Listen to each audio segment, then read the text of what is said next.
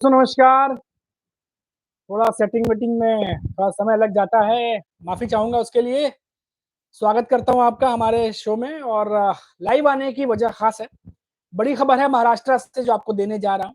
थोड़ा-सा देर लगा लेकिन आपका जुड़ना व्यर्थ नहीं होगा क्योंकि बहुत बड़ी जानकारी है दोस्तों जो मैं आपको बताने जा रहा हूँ। महाराष्ट्र में अचानक ऐसा कुछ हुआ है जो लोग पूछ रहे हैं कि आखिर महाराष्ट्र में ये हुआ क्या है? महाराष्ट्र के डिप्टी सीएम एकनाथ शिंदे की जो शिवसेना है उसमें कई नेता एक साथ जो है वो बीजेपी में शामिल हो गए। खबर तो ये भी है कि 40 के करीब आसपास कार्यकर्ता भी हैं। आखिर इतनी बड़ी तादाद में एकनाथ शिंदे की शिवसेना के नेता या कार्यकर्ता बीजेपी में अचानक क्यों शामिल हो गए? तो दोस्तों ये जो खबर है ये महाराष्ट्र के सोलापुर से आ रही है। और आपको बता दें कि महाराष्ट्र के सोलापुर में जो डिप्टी सीएम है और एकनाथ शिंदे जो शिवसेना के प्रमुख हैं अभी, उनको तगड़ा झटका लगा है। एकनाथ शिंदे के गुट के कई पदाधिकारी बताया जा रहा है और 40 के करीब कार्यकर्ता मिलकर उन्होंने पार्टी छोड़ी है। और ये सभी सोमवार को करीब 18 अगस्त को बीजेपी में शामिल हो गए।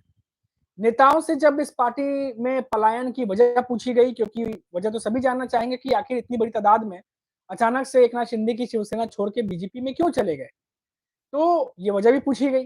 तो कई लोगों ने बताया कि सोलापुर में जो शिवसेना की इकाई थी शिंदे गुट की, उसमें काफ़ी अंतरकलह वगैरह चल रहे थे। और पीटीआई जो न्यूज़ एजेंसी है, उनके मुताबिक भी खबर आ रही है कि शिवसेना के नेता रहे दिलीप कोल्हे ने जानकारी दी कि उन्होंने और अन्य जो पदाधिकारी हैं, उन्होंने 15 दिन पहले अपने पदों से इस्तीफा दे दिया था। इन नेताओं का कहना है कि सोलापुर जिले में पार्टी की जो स्थिति है, उसे उच्च जो अधिकारी हैं, उनको अवगत कराया गया था आला नेताओं को, हालाँकि कोई एक्शन लिया नहीं गया। ऐसे में नाराज़गी ज़ाहिर करते हुए नेताओं ने इस्तीफा दे दिया है। अब दिलीप कोल्हे ने बताया है, जो रिपोर्ट्स है उसके मुताबिक आपको बता रहा हूँ कि उन्होंने पार्टी कार्यकर्ताओं की एक बैठक बुलाई और सभी ने सर्वसम्मति से बीजेपी में शामिल होने का फैसला लिया। उप मुख्यमंत्री एकनाथ शिंदे की नेतृत्व वाली जो शिवसेना है, बीजेपी, अजित पवार की एनसीपी, इन तीनों की जो महायुति गठबंधन है, वो सरकार चला रही है। दोस्तों यहाँ सवाल ये उठता है कि एकनाथ शिंदे की पार्टी छोड़ना और बीजेपी में शामिल हो जाना, आखिर बीजेपी ने भी उन्हें शामिल होने दिया तभी तो वो नेता शामिल हुए।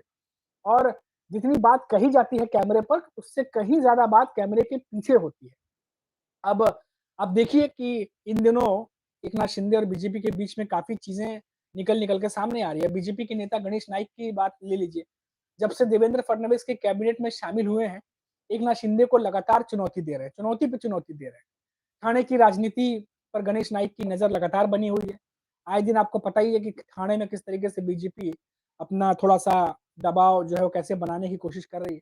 जब से गणेश नाइक मंत्री बने हैं, तब से उन्होंने एकनाथ शिंदे को घेरने का कोई मौका बर्बाद नहीं किया है। एक बार फिर से बीजेपी के मंत्री और शिवसेना प्रमुख जो है उस पर धावा बोला है गणेश नाइक ने। 22 अगस्त को मंत्री जो गणेश नाइक है वो ठाणे में जनता दरबार लगाने की बात कर रहे हैं। उन्हें हाल ही में ये भी कहते सुना गया कि मुख्यमंत्री पद के लिए एकनाथ शिंदे की जो पद है वो लॉटरी में लग गई, लॉटरी लगी इसीलिए उन्हें वो पद मिला। अब इससे बहुत सारे नेता नाराज भी हुए। लेकिन दोस्तों सवाल यही है कि इतने सारे नेताओं ने पद छोड़ा, पार्टी छोड़ी और वो बीजेपी में चले भी गए, बीजेपी ने उन्हें शामिल भी करा लिया। ये झटका तो एकनाथ शिंदे के लिए कहा ही जा रहा है, लेकिन क्या ये बीजेपी को मजबूत करेंगे ये नेता? आखिर बीजेपी ने शामिल किया है तो कुछ सोच समझ के रणनीति के तहत किया होगा। अब यहाँ से सोलापुर से झटका वाली खबर आ रही है। इधर गणेश नाइक जो हैं वो एकनाथ शिंदे के गढ़ में घुसने की तैयारी कर रहे हैं। 22 अगस्त को जनता दरबार लगाने की तैयारी कर रहे हैं।